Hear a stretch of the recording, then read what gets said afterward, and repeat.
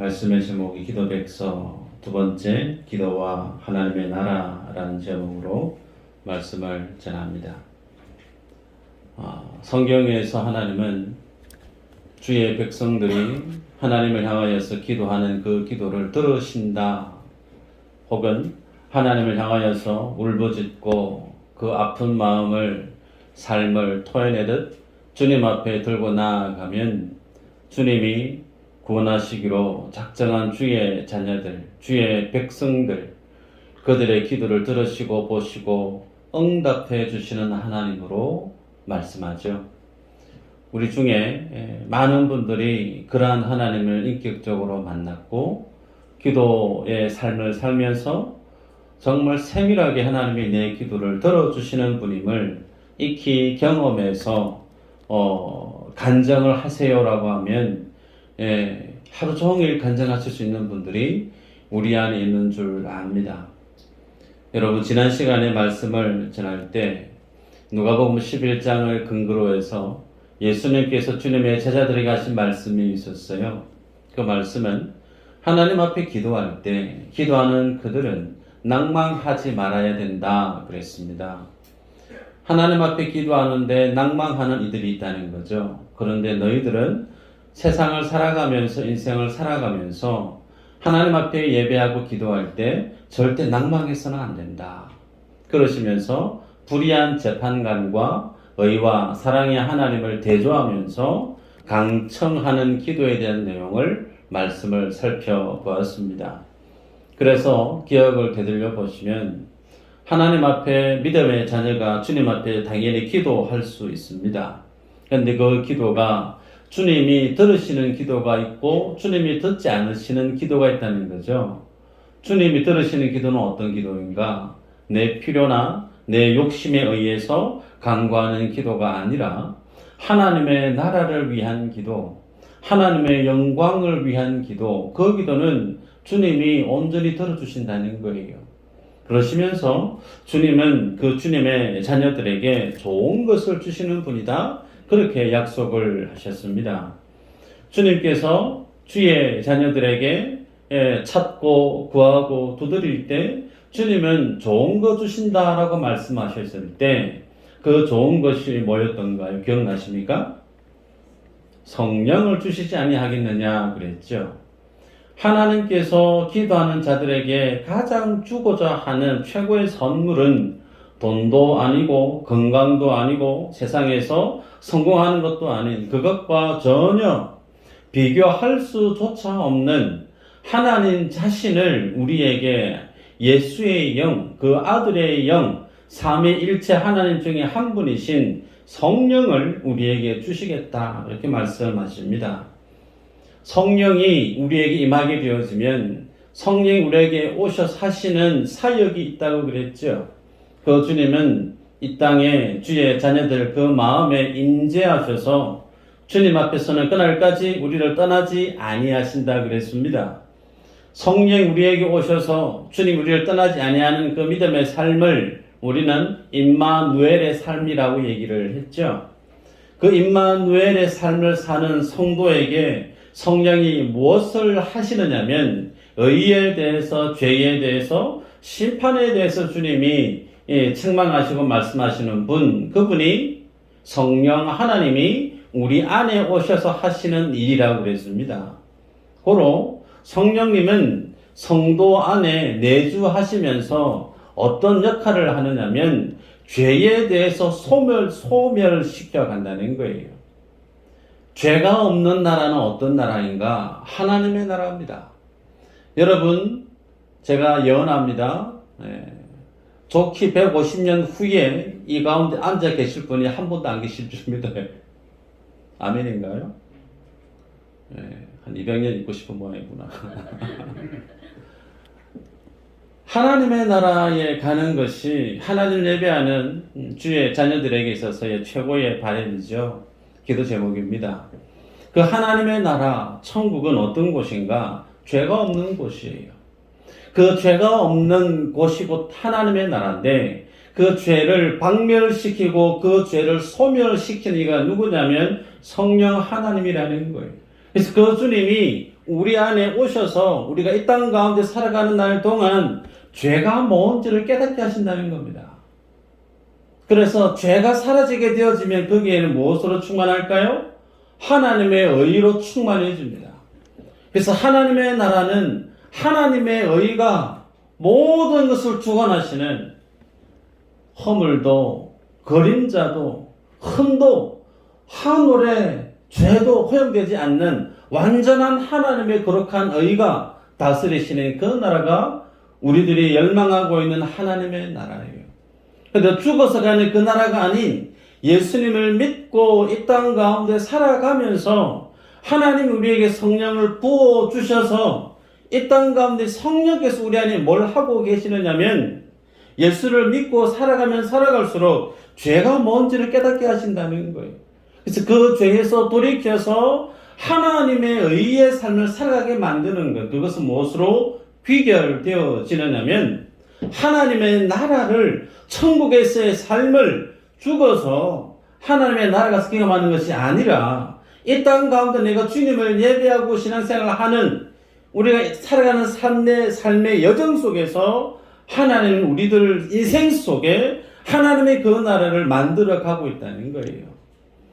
만들어 가시는 그 하나님의 나라가 우리에게는 어떻게 다가오느냐면 믿음의 성숙 혹은 믿음의 성장. 그래서 하나님 앞에 우리가 많은 기도를 드릴 수가 있어요.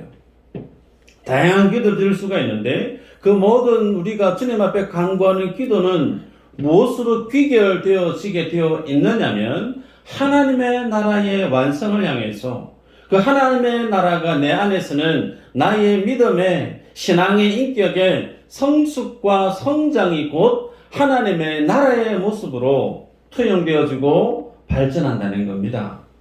지난 시간에 누가복음 11장에 최고의 선물을 주님이 성령을 주신다. 그래서 그 성령은 우리 안에 하나님의 나라를 만들어 가신다 말씀을 전했는데 그러면서 서로에게 자문을 해보시기를 바랍니다. 내가 살아가는 내 가정은 천국이 맞는가? 내가 직장생활하고 있는 내 삶의 현장은 천국이 맞는가?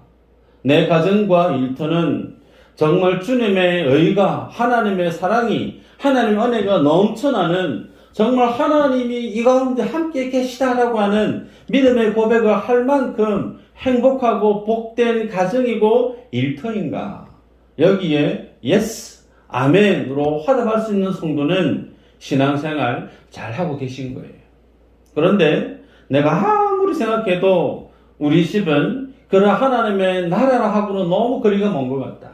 내가 이 하고 있는 내 삶의 일터는 하나님의 의와 하나님의 사랑이 통치하는 일터이기보다 정말 복잡다단한 오만 생각들이 오고 가고 갈등이 일고 정신없는 전쟁터와 같은 삶의 현장 같다.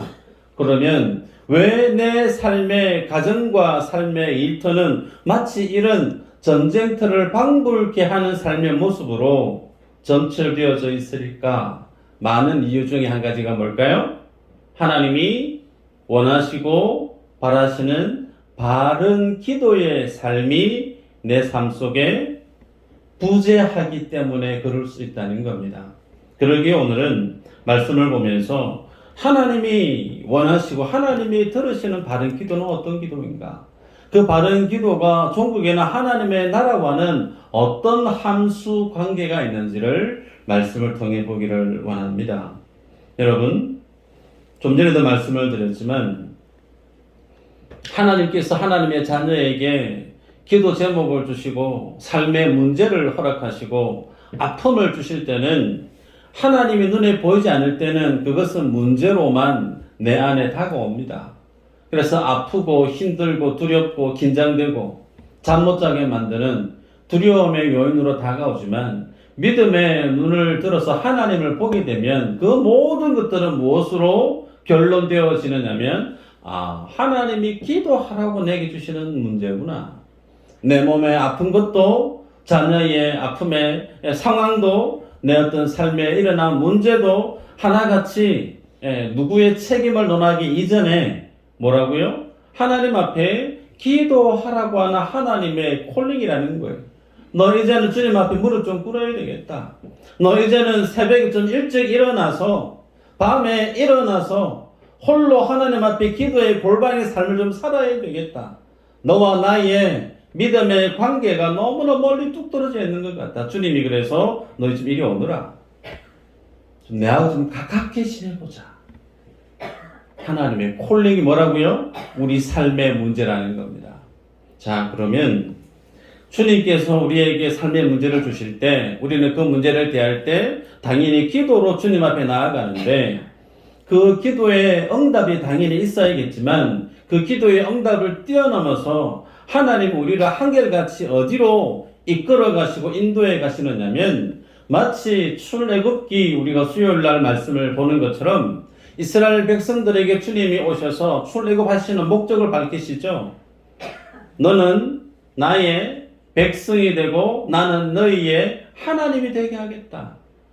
여러분 이것이 무엇으로 완성되어지느냐면 임마누엘 성령께서 오셔서 하나님이 직접 우리의 마음밭에 좌정하셔서 내가 사단의 종이 세상의 종이 죄의 종이 아닌 하나님의 자녀로서 살아가게끔 성령이 말할 수 없는 탄식으로 우리의 중심을 우리의 삶을 하나님께로 이끌어 가신다는 거예요. 그래서 기도의 마지막에 결말은 무엇으로 귀결되느냐면 내가 하나님의 자녀가 되는 데 있습니다. 하나님께서 자랑스럽게 여기는 하나님의 백성이 되는 데 있다는 거예요.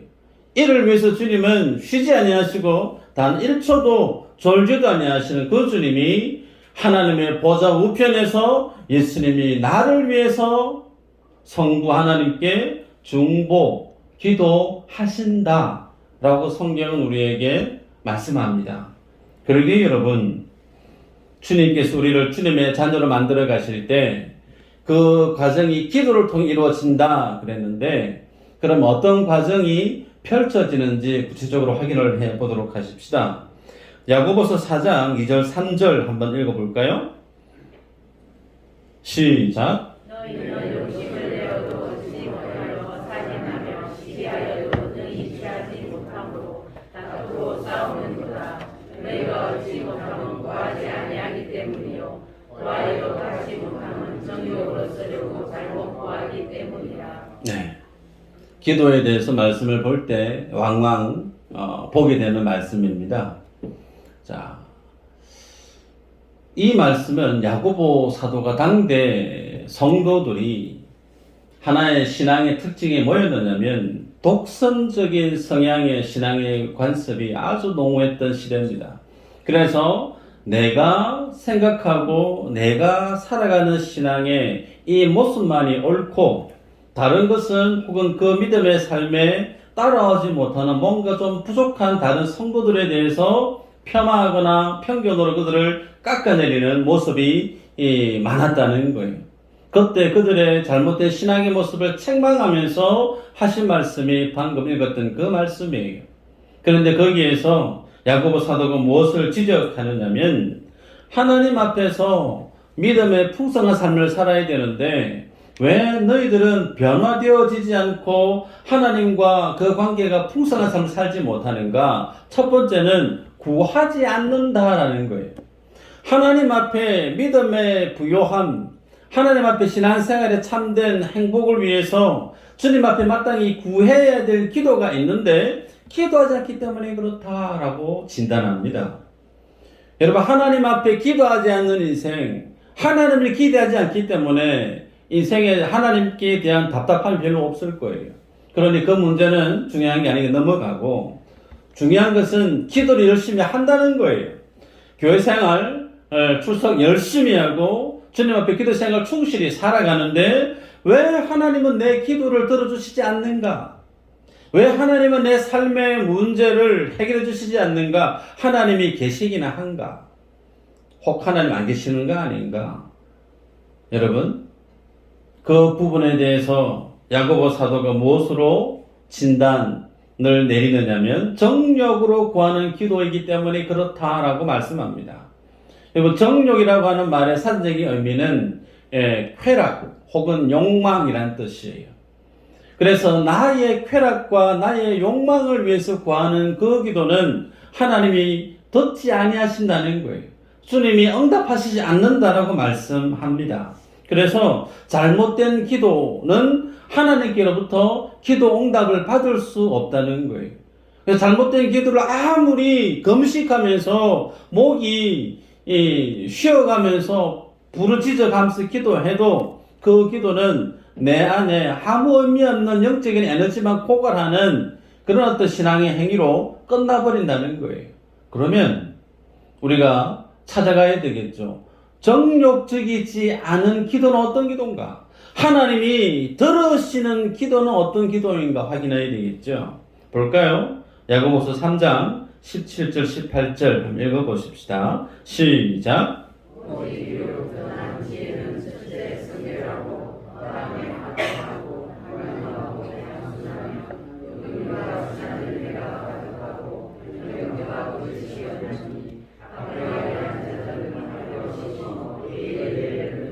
아멘. 자, 성경 구절 띄워주시고요. 첫 내용이 오직 위로부터 난 지혜는 그랬습니다. 위로부터 난 지혜. 그 위로부터 난 지혜는 어떤 지혜를 뜻하느냐면 성령으로 성령이 우리에게 감동시켜 주셔서 깨닫게 알게 해 주심으로 하나님 앞에 구하는 기도에 대한 내용을 쭉 풀어놓고 있습니다.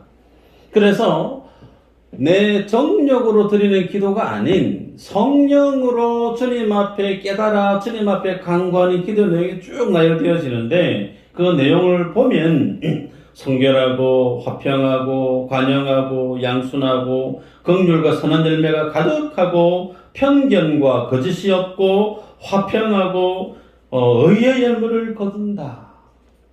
네. 이런 기도는 주님이 들으신다는 거예요. 근데 이런 기도를 내용이 너무 길죠. 이걸 하나로 내용을 싹 정리하면 어떤 내용으로 규합되어지느냐면 자신의 변화와 성숙을 위한 기도라고 정리할 수 있습니다. 하나님이 들으시는 기도는 어떤 기도라고요? 자신의 변화와 성숙을 위한 기도를 드릴 때 그 기도를 주님은 들으신다라는 거예요. 여러분, 우리가 주님 앞에 행복하고 깊은 믿음의 교제를 하기 위해서 기도를 합니다. 그래서 기도하는 자마다 가장 1순위가 무엇으로 자리에 해 있느냐면 기도 응답에 대한 어떤 갈급함이 가장 클 거예요. 그런데 기도의 응답을 기대하기 이전에 무엇부터 우리 안에 전제되어져 있어야 되느냐면 내가 구하는 그 기도가 나의 믿음의, 나의 인격의, 내 삶의 변화와 하나님이 기뻐하시는 믿음의 성숙이 전제되어져 있는 기도인가라는 거예요. 좀 어려운가요? 예를 들어 보겠습니다. 교회 안에 나하고 별로 안 친한 죽은 사람 분이 계세요. 우리 교회에 죽은 사람이 안 계셔서 제가 감사한데 그 죽은 사람하고 내하고 사이가 안 좋은 거예요. 근데 기도를 합니다. 하나님 죽은 사람하고 사이가 좀 좋아지게 해주시고 좋은 기도의 신앙의 믿음의 동력자로 주님 세워주시면 좋겠습니다. 그렇게 주님 앞에 기도를 합니다. 앉으면 그 기도를 늘 해요. 그런데 기도하고 난 다음에 죽은 사람에게 전화 한 통화도 안 해요. 마음이 불편하니까. 교회를 오는데 그 죽은 사람이 나한테 먼저 인사 안 하니까 지가 먼저 인사하면 내가 인사해야지. 그런 마음은 인사도 안 해요. 혹은 교회 일을 죽은 사람이 무슨 일을 맡아서 담당해서 열심히 하고 있는데 힘에 부쳐요. 그게 보입니다. 그러면 다가가서 내가 좀 도와줄 수도 있는데 뭐 필요한 거 없나라고 내가 좀 도와드릴까요? 물어봄직도 한데 그런 마음도 갖지 않는 거예요. 그러면서 기도는 하나님 내가 죽은 사하고 친하게 지내고 믿음의 동력자가 되게 해주세요. 여러분 기도의 내용과 기도하는 삶이 전혀 다르다라는 거예요. 그런 기도가 어떤 기도라는 거예요? 정욕적인 기도라는 겁니다. 하나님 앞에 내 마음이 내 믿음의 자세가 그 기도의 내용에 부합될 정도로 내 스스로가 변화되어지고 성숙되어지는 그 일을 행하면서 기도하는 자세가 있어야 된다는 겁니다. 작정하고 하나님 내 남편이 예수님 잘 믿고 신앙생활 잘하는 믿음의 남편이 되게 해주세요. 그렇게 교회에 와서 사랑방 안에서 기도 제목을 내고 같이 뜨겁게 협력 기도를 하는데 집에 돌아가서는 그 남편을 위해서 구박만 해요. 옆집에 다른 어느 권사님의 남편 그 집사님은 이렇게 하는데 당신은 어찌 그러냐고 막 자존심을 팍팍 꺾는 바가지를 열심히 긁으시는 삶을 산다고 생각해 보십시다. 아니라는 거예요. 하나님이 응답해 주시는 기도에 대한 첫 번째 요건이 뭐냐면 내가 기도하는 그 기도의 내용에 부합될 정도로 내 삶의 모습이 내 스스로 주님 앞에 변화와 성숙이 선행되어져야 된다는 거예요. 그래서 기독교의 복음은 다른 사람을 변화시키는 데 있지 않습니다. 기독교가 세상을 변화시키자, 물론 말은 좋아요. 그러나 기독교는 세상을 변화시키기 이전에 누가 먼저 변화되어져야 되죠? 내가 변화되는 거예요. 내 안에 하나님의 나라가 내 안에 성령께서 나를 철저하게 말씀으로 다스림을 내가 받게 되어질 때 내 안에 하나님의 나라가 꼽히는 거예요.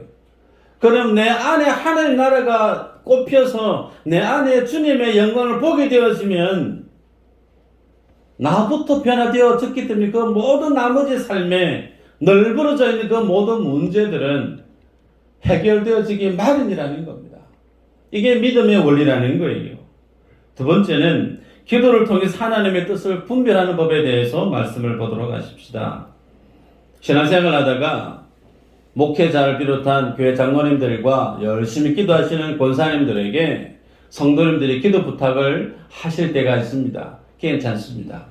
그런데 난처한 기도를 부탁하는 경우들이 있을 수 있죠. 어떤 경우냐면 선택에 대한 부분이에요.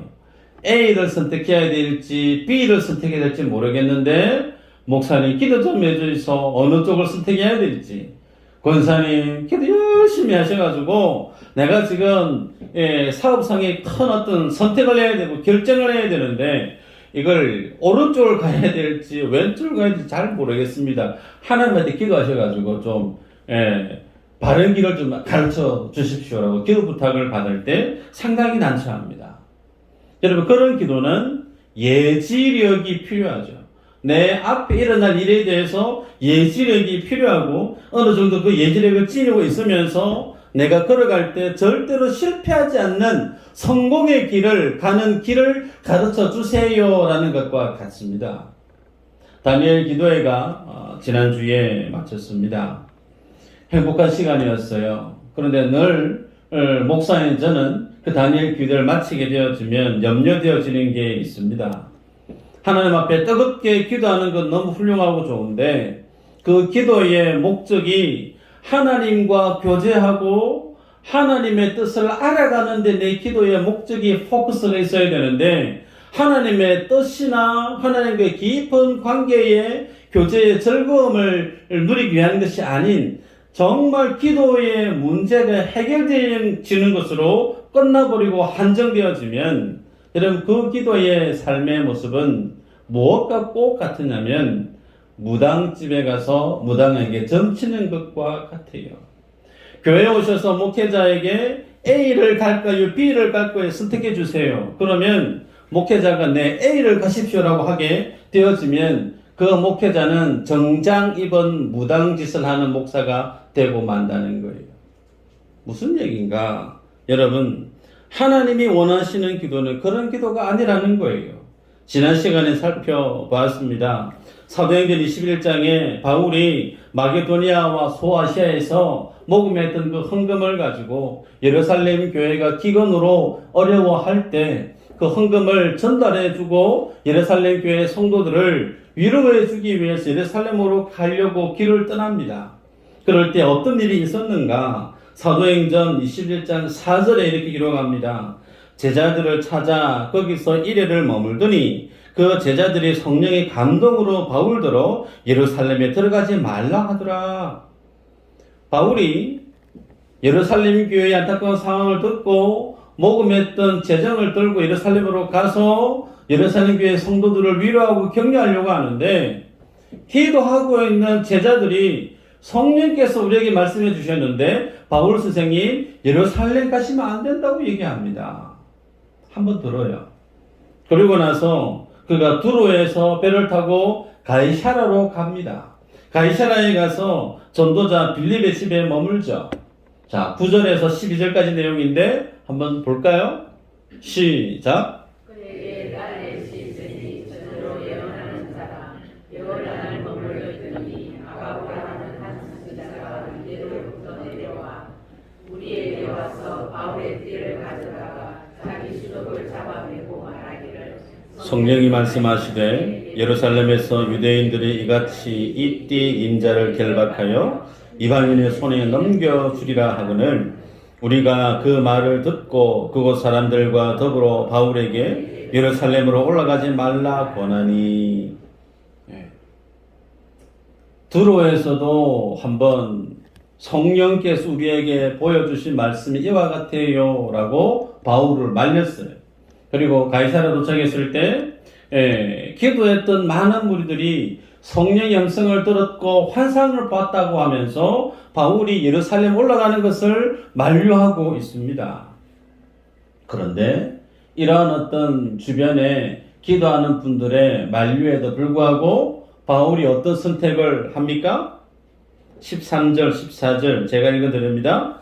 바울이 대답하되 여러분이 어찌하여 울어 내 마음을 상하게 하느냐. 나는 주 예수의 이름을 위하여 결박당할 뿐 아니라 예루살렘에서 죽을 것도 각오하였노라 하니 그가 권함을 받지 아니하므로 우리가 주의 뜻대로 이루어지이다 하고 그쳤노라. 사도 바울은 예루살렘으로 올라가는 것을 하나님이 기뻐하지 않는 것 같습니다. 그 올라가면 이 띠 인자가 이렇게 결박당하고 이런 또 고문을 당하고 어려움을 당할 것을 내가 봤습니다. 바울 사도님 가지 마세요. 극구 만류했음에도 불구하고 사도 바울은 내가 올라가겠다는 거예요. 예루살렘에 올라가는 그 일에 내 목숨도 아깝게 여기지 않는다라고 하면서 사도 바울은 묵묵히 짐을 뿌려서 며칠 있다가 예루살렘으로 홀로 그 길을 떠납니다. 여기서 질문이에요. 기도하는 많은 분들이 내가 하나님의 음성을 들었어요. 권사님, 장로님, 집사님, 그렇게 하면 안 된대요. 내가 봤어요. 환상을 봤어요. 혼자가 아닌 여러 많은 분들이 그와 같은 일을 얘기합니다. 그걸 다 무시하고 바울이 예루살렘으로 갔단 말이죠. 그러면 사도 바울이 기도했던 많은 사람들의 만류를 뿌리치고 예루살렘에 올라간 그 일은 불순종한 일인가? 바울이 기도했던 사람들이 그 모든 만류를 뿌리치고 예루살렘으로 목숨 걸고 걸어가는 그 길은 잘못된 선택이고 잘못된 일인가? 어떻게 생각하세요? 잘못된 거 아니에요. 잘못된 거 아니에요. 14절의 말미에 이렇게 기록되어져 있습니다. 우리가 주의 뜻대로 이루어지이다 하고 그쳤노라. 무슨 얘기냐면 사도 바울이 아무리 만류하고 얘기를 해도 듣지 않으니까 주님의 뜻대로 될 줄 믿습니다 하고 사도 바울의 마음을 괴롭히지 않았다라는 거예요. 여러분, 여기서 우리가 이제 분별을 하셔야 됩니다. 여러분들이 주님 앞에 기도하실 수 있어요. 기도하시면서 기도하는 권사님, 장로님 혹은 목회자가 기도했더니 주님 주시는 마음이 이와 같습니다라고 얘기할 수 있습니다. 혹은 기도할 때 주님이 꿈으로 환상으로 주실 수도 있을 거예요. 그런데 그것은 그것으로의 의미가 있습니다. 그것은 그것으로만의 의미가 있다니까요. 근데 거기에서 그것을 보고 판단하시고 선택하시고 결정하는 것은 또 별개라는 겁니다. 성도가, 사명자가, 하나님의 사람이 세상을 살아갈 때 어디를 어떻게 선택하고 결정해야 되는 그 결정과 선택의 기준이 뭔가? 사도 바울에게 있어서는 그것이 하나님이 나를 불렀던 부르심에 있었다는 거예요. 우리는 그것을 또한 사명으로 표현합니다. 그래서 어떤 것을 선택하고 어떤 것을 결정하는 것이 하나님의 뜻을 알아가는 가장 확실한 분명한 기준인가라고 물으신다면 오늘 사도 바울의 스토리는 우리에게 제시합니다. 하나님이 나를 어디로 불렀는가? 하나님이 나에게 주신 사명은 무엇인가? 여러분, 이 기준에 근거해서 여러분들의 삶의 걸음을 걸어가시고 주님과 동행하실 수 있고 걸음 속에 하나님의 뜻을 성취해내는 믿음의 삶을 살아가실 수가 있다는 거예요. 자칫 잘못하면 상황과 들려오는 말들과 펼쳐지는 환경에 의해서 길이 이렇게 되어지고 상황이 이러니까 하나님의 뜻이 이렇게 되어지겠구나. 여기기가 쉬워요. 여러분, 그렇게 되어지면 10중 8구 어떻게 살아가는 인생으로 끝나게 되어지느냐면 내가 원하는 삶을 살게 돼요. 인생은 열이면 열, 하나같이 무엇을 향해 가게 되냐면 세상을 쫓아가게 됩니다. 돈을 쫓아가게 되고 나로 하여금 즐겁게 만드는 것에 눈썹 휘날려가며 열심히 살아가게 되어져 있습니다.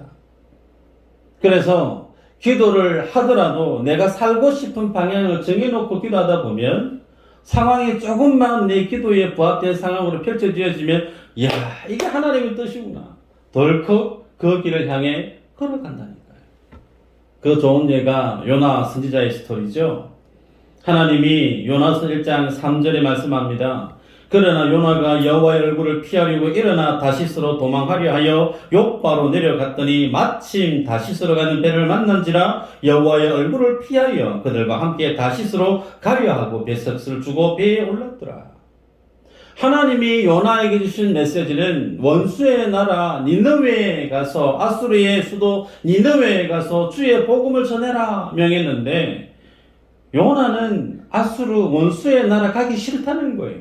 그래서 항구에 왔더니 반대편으로 가는 니느웨가 아닌 다시스로 가는 배를 봤다는 거예요. 그런데 그 앞에 성경은 무엇을 기록하고 있느냐면 마침 뭘 뜻하느냐면 하나님의 뜻이 있어도 내가 가고 싶은 길이 있다는 거예요. 여기에 예외인 인생이 있을까요? 우리 모두는 어쩌면 다 요나와 같은 마음의 자세로 살아갈 수 있을 겁니다. 하나님 우리에게 요구하는 믿음의 콜링이 있음에도 불구하고 우리는 우리의 계획이 있어요. 내가 살고 싶은 삶의 모습이 있다는 거예요. 근데 이것을 동시에 지니고 살아가다 보면 정말 마침 내 마음에 부합된 상황이 딱 펼쳐지면 이게 하나님의 뜻인가? 다시스로 가라는 하나님의 뜻인 줄 알고 배를 타고 간다는 거예요. 여러분, 중요한 것은 여러분들이 이와 같은 실수를 할 때가 있습니다. 살아오면서 믿음의 배우자를 곁에 두고 있으면서 후회하시는 분 있을지 모르겠습니다. 그때 얼굴은 좀 못나고 그래도 돈 많이 버는 그 박씨를 내가 만났으면 내가 좀 인생이 달라졌을까?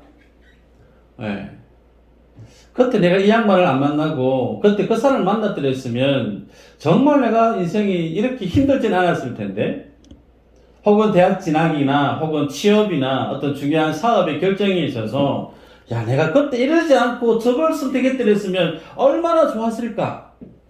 그런 어떤 결정론적인 입장에서 지난 날들의 선택을 두고 후회하는 분이 있을 수 있어요. 여쭤볼까요? 지금의 배우자가 마음에 정말 들어서 잘한 선택이다 확신하시는 분은 아멘. 큰일 나버렸다. 저 책임 없습니다. 오늘 저녁에 순교자가 없기를 축복합니다. 여러분, 하나님은요, 우리가 A를 가야 될지 B를 가야 될지 하나님께는 솔직히 중요한 거 하나 없어요. 그건 우리에게 중요해요. 하나님은 우리가 A를 가든 B를 가든 주님은 능력의 하나님입니다. 마치 요나처럼 하나님은 요나에게 니느웨로 가라고 명했지만 요나는 지가 가고 싶은 길 다시스로 갔어요. 그것으로 끝납니까? 아니에요. 하나님은 큰 바다에 물결을 총동원해서 그를 바다에 던지게 만듭니다. 마침 준비됐던 큰 물고기로 준비해서 꾹꾹 삼키게 만들죠. 결국은 어떻게 해요? 다시스가 아닌 니네로 가게 만든다니까요. 하나님을 이길 인생이 있을까요? 없습니다. 고로 하나님은 우리가 어떤 선택을 하든 그 주님 우리로 하여금 우리에 대한 하나님의 계획을 완전히 성취해내시는 능력의 하나님이에요. 그러게 여러분이 어떤 선택을 두고 기도하고 주님 앞에 엎드릴 때 잊지 말아야 될 기도의 가장 중요한 관점이 뭐냐면 기도 응답보다 뭐가 더 선행되어져야 되고 중요하냐면 나를 향한 하나님의 부르심이 어디에 있는가? 나에 대한 주님이 주신 사명이 어디에 있는가? 자식을 내게 주셨고 직장을 내게 주셨고 어떤 믿음의 귀한 사람을 만나게 해주셨다면 그 환경 속에 주님이 내게 원하시는 부르심이 무엇인지를 물으셔야 돼요. 거기에 하나님의 뜻이 분명히 서 있습니다. 말씀을 맺습니다.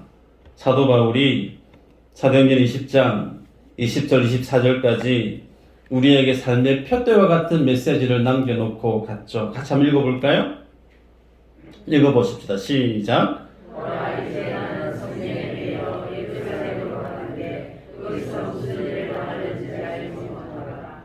오직 성령이 각 속에서 내게 정언하여 결박과 환난이 나를 기다린다 하시나 내가 달려갈 길과 주 예수께 받은 사명 곧 하나님의 은혜의 복음을 증언하는 일을 마치려 하면은 나의 생명조차 조금도 귀한 것으로 여기지 아니하노라. 아멘. 우리는 내 삶의 문제를 해결해 주실 하나님이 필요하죠. 그거 당연합니다. 근데 입장을 바꿔서 한번 생각해 보십시다. 하나님이 찾으시는 기도의 사람은 어떤 사람일까요? 사도 바울 같은 사람이. 당신 올라가면 결박당하고 죽을 수 있습니다. 이래 당신이 고생하고 죽을 수 있어요. 라고 해도 기도하는 사도 바울은 주 예수께 받은 사명, 하나님의 복음의 일을 증언하기 위해서는 나의 생명조차 조금도 귀한 것을 여기지 아니한다. 라고 하면서 하나님이 내게 맡기신 사명의 생명을 걸고 살아가면서 기도하는 그 사람, 그 한 사람이면 하나님께는 족하다는 거예요. 하나님이 그 한 분을 찾으세요. 여러분에게 이 한 분 같은 지인이 있으면 그분은 전부를 가지신 분과 다를 바 없을 겁니다. 교회도 마찬가지죠. 교회에 어떤 분이 필요할까? 생명 걸고 주님 앞에 사명 앞에 살아가는 한 분이 필요한 거예요. 주님이 찾으시는 분이 그와 같은 분 아니겠어요? 생명 걸고 주님 앞에 살아가는 그에게 나의 육신의 질병이 문제가 될까요? 주님 앞에 생명 걸고 내가 살아가고자 하는데 거리가 문제가 될까요? 내 안에 돈이 좀 부족하거나 좀 가난한데 그 가난함이 문제가 될까요? 나는 다른 사람보다 좀 덜 똑똑하고 달란트가 좀 없는 것 같은데 그것이 문제가 될까요? 천만에요. 생명 걸고 주님 앞에 사명 앞에 서는 기도의 사람에게 있어서 그 주님 앞에 설 수 있는 장애물은 아무것도 없습니다. 주님이 찾으시는 기도의 사람, 그분들이 바로 여러분이 되시기를 주 이름으로 축복합니다. 기도합니다.